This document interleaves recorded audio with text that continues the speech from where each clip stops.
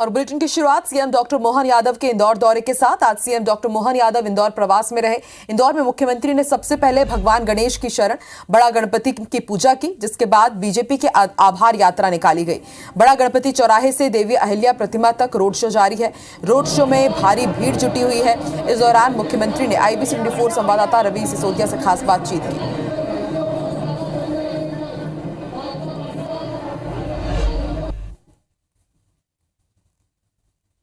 इंदौर में CM doctor Mohan Yadav का road show चल रहा है और आप देखेंगे कि बड़ी संख्या में जनता उनका अभिवादन करने के लिए पहुंची हुई है। इंदौर में डॉक्टर मोहन यादव का रोड शो है और इसे उन्होंने जन आभार यात्रा का नाम दिया है, क्योंकि उनकी जीत के बाद ये एक बड़ा रोड शो यहाँ पर आयोजित किया जा रहा है। उनके साथ में बीजेपी के सीनियर नेता और नगरीय प्रशासन मंत्री कैलाश विजयवर्गीय जी मौजूद हैं। सीएम साहब, ये जनता का प्यार दुलार आपको मिल रहा है, क्या कहेंगे इसके लिए? निश्चित रूप से भारतीय जनता पार्टी का आधार हमारे नेताओं ने मजबूत किया है, लोगों का विश्वास जीता है। यही कारण है कि अहिल्या माता की नगरी में भारतीय जनता पार्टी का विराट प्रदर्शन हमको दिखाई दे रहा है। सरकार बनने के बाद जन आभार यात्रा में हम विधानसभा की सभी चुनाव की 9 विधानसभा सीट जीते, इसका आज आभार करने हम लोग आए हैं। मैं सबका आभार मानता हूँ। सीएम साहब, 22 तारीख को रामलला विराजने वाले हैं और पूरे देश नहीं पूरे विश्व को इस बात का इंतजार है। मध्य प्रदेश में किस तरह का उत्सव का माहौल रहेगा? देखिए, पूरा देश क्या दुनिया इस बात का इंतजार कर रही है। यशस्वी प्रधानमंत्री की मौजूदगी में भगवान का गर्भगृह में प्रवेश होगा और भगवान की प्राण प्रतिष्ठा का अब सब इंतजार कर रहे हैं। मैं आज के अवसर पर इतना कहना चाहूँगा, प्रदेश की सरकार इस आयोजन को भी अपनी पूरी शक्ति बुद्धि के साथ भव्य बनाने में लगी हुई है। आपके इंदौर के पहले दौरे में आप बड़े ही सौगातें देने वाले हैं इंदौर को। माननीय कैलाश विजयवर्गीय जी लगातार बोल रहे थे कि एलिवेटेड ब्रिज की यहाँ पर मांग थी और उसको पूरी करने वाले हैं आप। निश्चित रूप से एलिवेटेड ब्रिज की अपनी यहाँ एक बहुत आवश्यकता थी।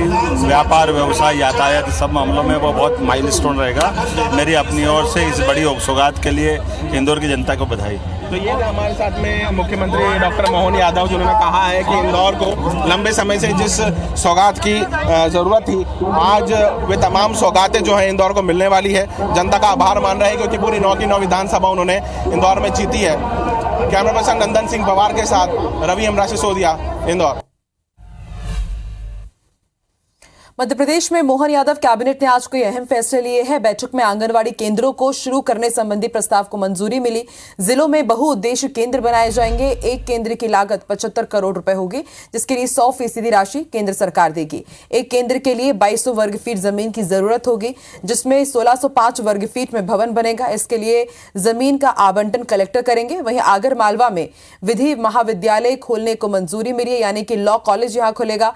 30 नए पदों को स्वीकृति दी गई है। इसके लिए अलग से भवन निर्माण किया जाएगा, जिसमें 2 करोड़ 19 लाख रुपए खर्च होंगे। कैबिनेट ने चिकित्सा शिक्षा भर्ती नियमों में बदलाव को मंजूरी दी है। पदोन्नति से भरे जाने वाले पदों को अब सीधी भर्ती के जरिए भरा जा सकेगा।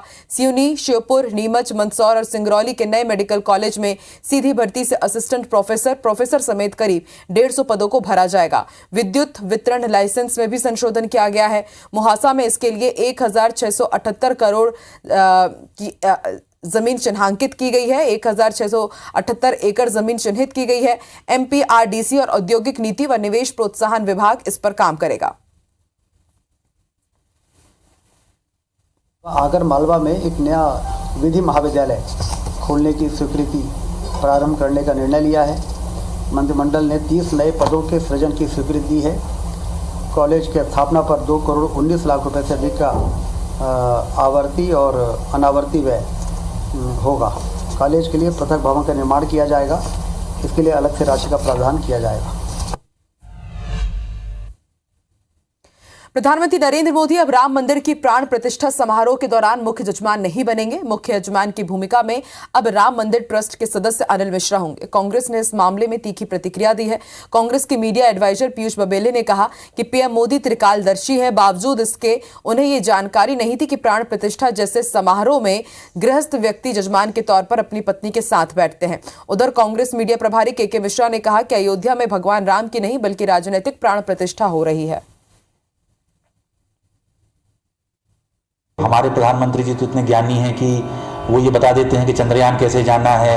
अब जब स्वयं शंकराचार्यों की नहीं सुनी जा रही है, तो हम जैसे सामान्य व्यक्तियों की बात कहाँ प्रधानमंत्री जी सुनने वाले। और अगर उन्होंने धर्म की कोई बात सुन ली है तो मैं उन्हें बधाई देता हूँ, जो उनका स्वभाव है नहीं वैसे। अब ट्रस्ट ने जजमान क्यों बदल दिया? अब कोई दूसरे मिश्रा जी सपत्नीक मुख्य जजमान के रूप में उस प्राण प्रतिष्ठा समारोह में बैठेंगे। अब प्रधानमंत्री जी को क्यों हटाया? भिंड के अटेर से विधायकी का चुनाव हारने के बाद अरविंद सिंह भदौरिया की बौखलाहट खुलकर सामने आई, जिसका वीडियो सोशल मीडिया पर खूब वायरल हो रहा है। इस वीडियो में पूर्व मंत्री उपनेता प्रतिपक्ष हेमंत कटारे की ओर इशारा करते हुए कार्यकर्ताओं से कह रहे हैं कि अगर कोई आंख उठाकर देखा तो उसकी आंखें निकाल लेंगे, किसी से नहीं डरना, कलम मत फंसाना, जो गुंडागर्दी करेगा तो कमर तुड़वा देंगे। उन्होंने कहा कि हम चुनाव हारे हैं, सरकार नहीं हारी है। वीडियो वायरल होने के बाद प्रदेश में हलचल मची हुई है। दरअसल अरविंद भदौरिया ने चुनाव हारने के बाद पहली बार 14 जनवरी को मकर संक्रांति पर कार्यकर्ता सम्मेलन का आयोजन किया था, जिसमें पूर्व मंत्री का यह अंदाज देखने को मिला। अब 2 दिन बाद ये वीडियो जमकर वायरल हो रहा है। आप चुनाव हारे हो गए, जिंदगी नहीं हारे हो गए। कोई आंख उठा के देखेगा तो आंख निकाल के आप तो कदम में कभी मत फंसना। उसके अलावा डरना नहीं, ना दैन्यम ना पलायनम। गीता का सिद्धांत है, आत्मा अजर अमर अविनाशी है। ना दैन्यम ना पलायनम, किसी के डर भय में रहना नहीं। और जो गुंडागर्दी करेगा जैसे लाठी कमर तुड़वा देगा। मध्य प्रदेश के 7 शहरों में बीजेपी का लोकसभा वार रूम बनेगा, जिसमें social media, IT cell, media centre संचालित होंगे। भोपाल समेत इंदौर, ग्वालियर, जबलपुर में वॉर रूम बनाए जाएंगे। बीजेपी मीडिया विभाग के राष्ट्र पदाधिकारियों को इसके लिए तैनात किया जाएगा और दिल्ली में रणनीति वॉर रूम के जरिए तय होगी। प्रत्याशियों तक जो तय हुई रणनीति है वो पहुंचाई जाएगी।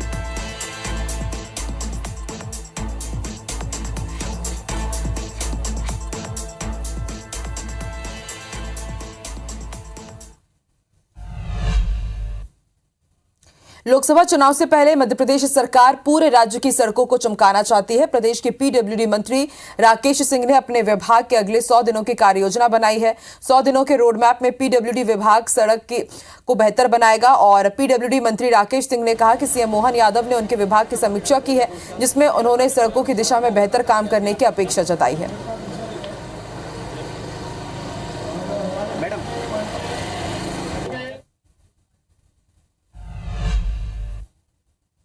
मध्य प्रदेश के संस्कृति मंत्री धर्मेंद्र लोधी ने कहा है कि राम मंदिर में भगवान राम की प्रतिष्ठा को लेकर देश भर में माहौल पूरी तरह से राममय हो चुका है। इससे मध्य प्रदेश भी अछूता नहीं है। मंदिर में स्वच्छता अभियान, दीपोत्सव और कई कार्यक्रम आयोजन के निर्देश दिए गए हैं।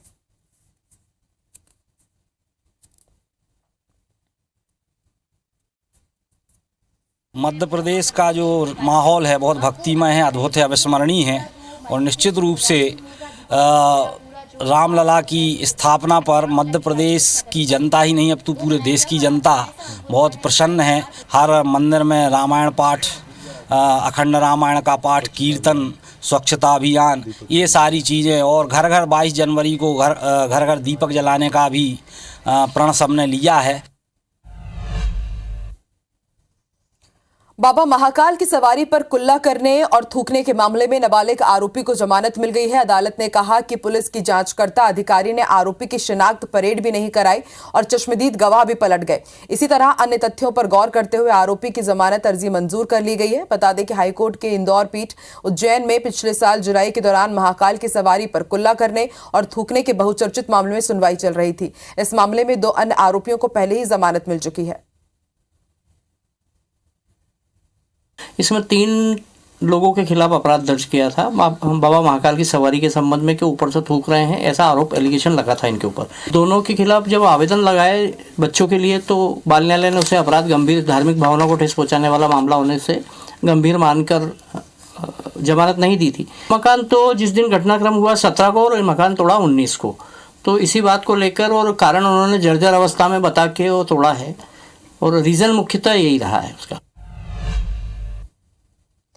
मध्य प्रदेश हाईकोर्ट की ग्वालियर बेंच ने स्वर्ण रेखा नदी की बदहाली को लेकर जिम्मेदार अधिकारियों से जवाब मांगा है। साथ ही लैंडफिल साइट पर कचरे के प्लांट लगाने की स्वीकृति की स्थिति के बारे में भी जवाब मांगा है।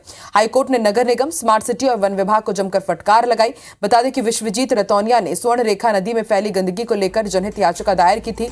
मामले में 22 नवंबर 2023 को हुई सुनवाई के दौरान कोर्ट ने निगम और स्मार्ट सिटी के अधिकारियों से जवाब मांगा था। जवाब नहीं देने पर पहले भी फटकार लगा चुके हैं। कोर्ट ने स्वर्ण रेखा का जीर्णोद्धार करने के आदेश दिए थे। बता दें कि साल 2023 से लेकर के अब तक पूरे 23 साल में स्वर्ण रेखा पर 200 करोड़ रुपए से ज्यादा की राशि खर्च हो चुकी है, लेकिन वो अब तक भी नाला ही बनी हुई है।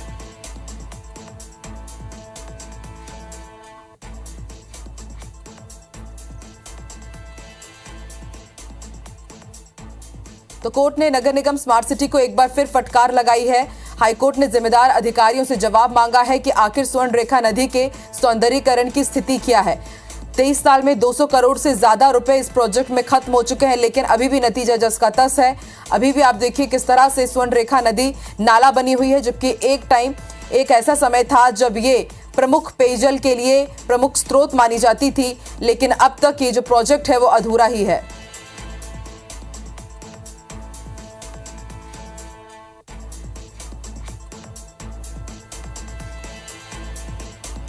इससे पहले भी हाईकोर्ट नगर निगम और स्मार्ट सिटी को फटकार लगा चुका है, जब पिछले साल नवंबर में सुनवाई हुई थी और आज फिर सुनवाई हुई है। इसमें नगर निगम, डीएफओ और स्मार्ट सिटी ने रिपोर्ट पेश की है।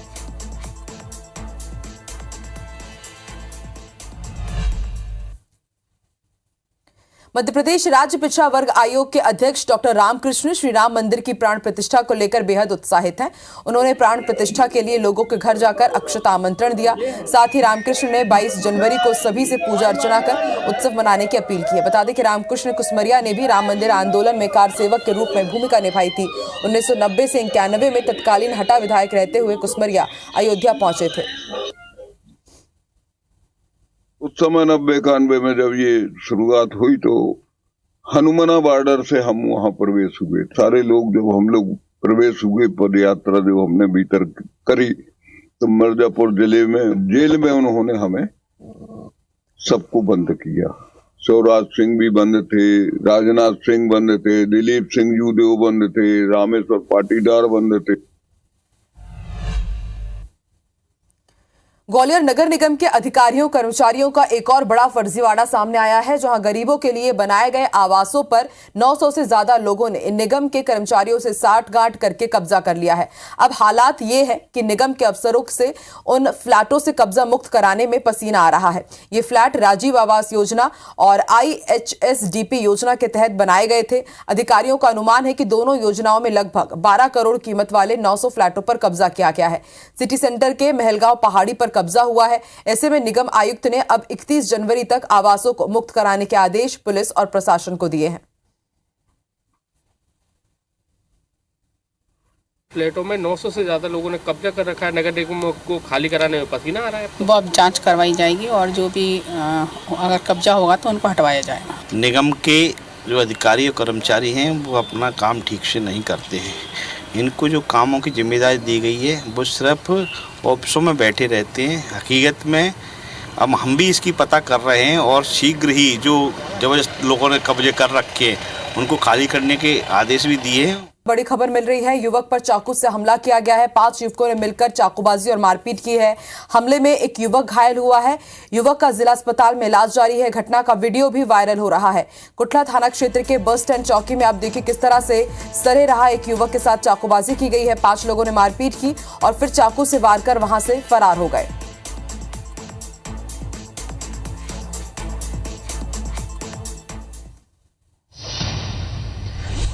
और अब टीकमगढ़ से खबर बता दें, टीकमगढ़ में तांत्रिक ने महिला के साथ दुष्कर्म किया है।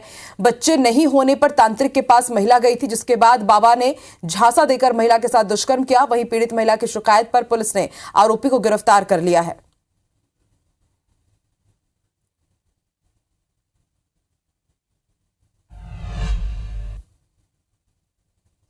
उज्जैन का रुख करते हैं। महिला ने 2 बच्चों के साथ कीटनाशक पी लिया। 3 साल की बच्ची की मौत हुई है। मां और बेटे का अस्पताल में इलाज जारी है।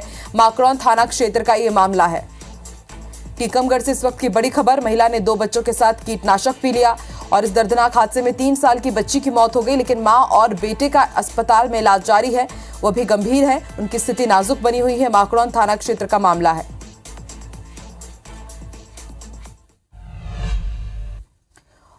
और अब बैतूल का रुख करते हैं। बैतूल में युवक की पत्थर से कुचलकर हत्या का मामला सामने आया है। ढीमर मोहल्ले के पास युवक का शव मिला। एसपी समेत पुलिस की टीम मौके पर पहुंची हुई है, जांच कर रही है। गंज थाना क्षेत्र का ये मामला है। तो बैतूल में युवक का मर्डर कर दिया गया है, उसके बाद क्षेत्र में सनसनी फैल गई। बताया जा रहा है कि युवक की पत्थर से कुचलकर हत्या की गई है।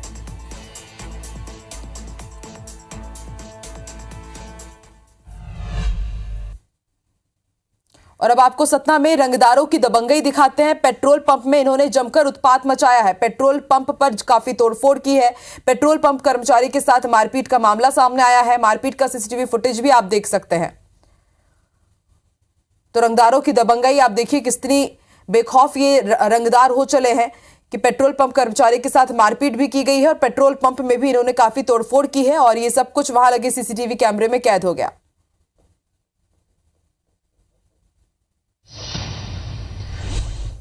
शहर में दबंगों का कहर देखने को मिल रहा है। दतिया से भी इसी तरह की खबर मिल रही है। दलित व्यक्ति के साथ मारपीट की गई है। निर्माणाधीन दीवार को भी तोड़ दिया मारपीट के साथ। जमीन विवाद को लेकर मारपीट हुई है। मारपीट करते वीडियो वायरल हुआ है। कोतवाली थाना पुलिस मामले की जांच कर रही है। झांसी रोड की यह घटना है। तो दतिया में दबंगों ने दलित परिवार पर किस तरह से कहर बरपाया है, उसकी तस्वीर आप देखिए। जमीन को लेकर के ये पूरा विवाद है और इस विवादित जमीन पर एक दीवार भी बनाई गई थी। उस दीवार को भी आप देखिए, 2 लोग हथौड़े से तोड़ रहे हैं।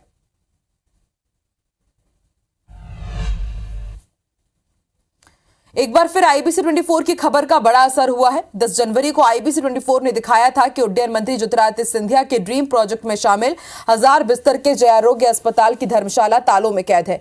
मरीजों के अटेंडर ठंड में रात और दिन गुजारने को मजबूर हैं। ऐसे में ग्वालियर चंबल आयुक्त के निर्देश पर जय आरोग्य अस्पताल के अधीक्षक डॉक्टर आरकेएस धाकर ने धर्मशाला शुरू करने के आदेश दिए हैं। शुरुआत में धर्मशाला का एक फ्लोर खोला जाएगा, जिसमें 55 पलंग बेड बिस्तर के साथ इसे शुरू किया जाएगा। इसके साथ ही पूरी धर्मशाला को व्यवस्थित रूप से धीरे धीरे शुरू किया जाएगा।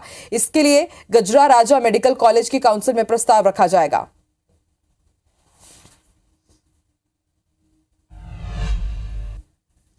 बालाघाट को स्वच्छ और सुंदर बनाने और बढ़ते प्रदूषण को कम करने के लिए बालाघाट नगर पालिका में 1 फरवरी से सिंगल यूज प्लास्टिक को प्रतिबंधित किया जा सकता है। एनजीटी एवं केंद्रीय स्वच्छ सर्वेक्षण ने बालाघाट में प्रदूषण का बड़ा कारण पॉलीथीन को बताया है और अब ऐसे में नगर पालिका को निर्देश दिए हैं कि इस दिशा में सकारात्मक कदम उठाए जाए, जिसे लेकर नगर पार्षद व्यापारियों के साथ बैठक कर निर्णय लिया गया है कि 1 फरवरी से सिंगल यूज प्लास्टिक पूरी तरह से प्रतिबंधित कर दिया जाएगा।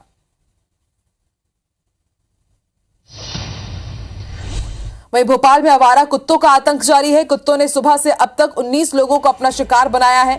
बच्ची के हाथ पर कुत्ते के काटने और नोचने के निशान देखने को मिले। अस्पताल में रेबीज के इंजेक्शन के लिए लंबी लंबी कतारें देखी जा रही है। तो कल ही हमने आपको जानकारी दी थी कि 24 घंटे में 400 डॉग बाइट की शिकायत सामने आई और अब आज की अगर बात की जाए तो आज भी लगातार डॉग बाइट के मामले सामने आ रहे हैं। आज भोपाल में 19 लोगों को डॉग ने अपना शिकार बनाया है।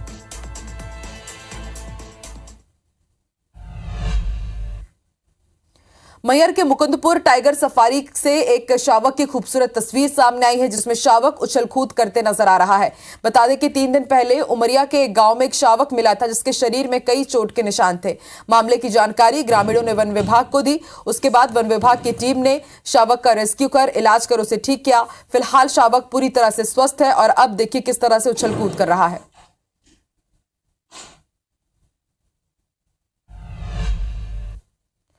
वहीं इंदौर में आज भी तेंदुए की तलाश जारी है। तेंदुए के पंजे के निशान मिले हैं। अब तक तेंदुआ नहीं दिखा है।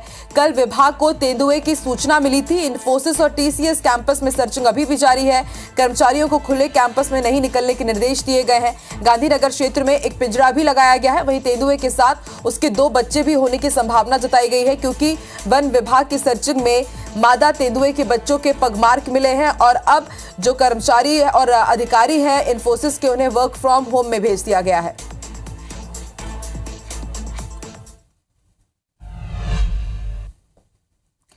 22 जनवरी को रामलला की भव्य प्रतिष्ठा भले ही भारत के अयोध्या में हो रही हो, लेकिन इस दिन पूरी दुनिया उत्सव मनाने वाली है।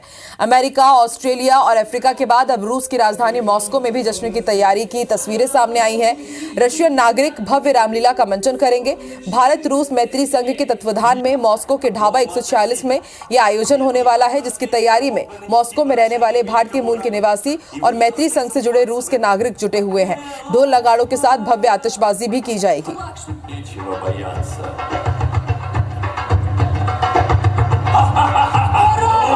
जय श्री राम, जय श्री राम। प्राण प्रतिष्ठा भगवान श्री राम का 22 जनवरी को अयोध्या में होने जा रहा है। हमारी टीम 22 तारीख को अयोध्या नहीं पहुंच पा रही है, इसीलिए हम लोग रूस में मॉस्को में एक बहुत बड़ा भव्य हम भी कार्यक्रम कर रहे हैं 22 तारीख को, जहां पर भारतीय मूल के और रूसी हमारे भाई लोग इकट्ठा होंगे, जहां भजन कीर्तन होगा, जहां रामलीला दिखाया जाएगा।